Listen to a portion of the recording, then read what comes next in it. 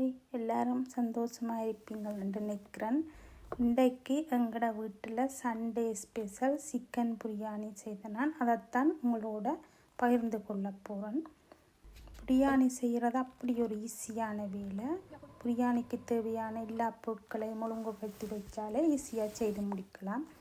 நான் ஒரு கப் அரிசிக்கு பாஸ்மதி ரைஸுக்கு 1.5 கப் தண்ணி விடுறேன். நான் அதனால் குழையாமல் உதிரியாக பிரியாணி வர்றது. நீங்களே பாருங்க நான் எப்படி செய்கிறேன்னு.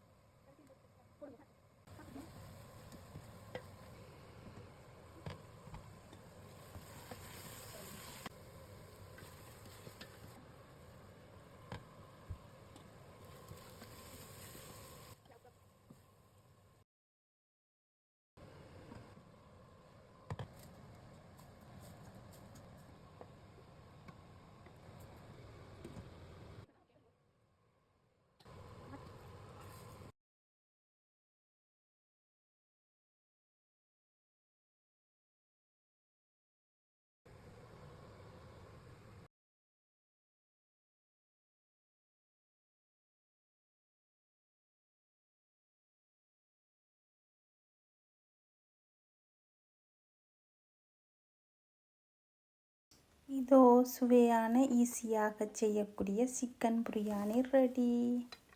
தேங்க்யூ.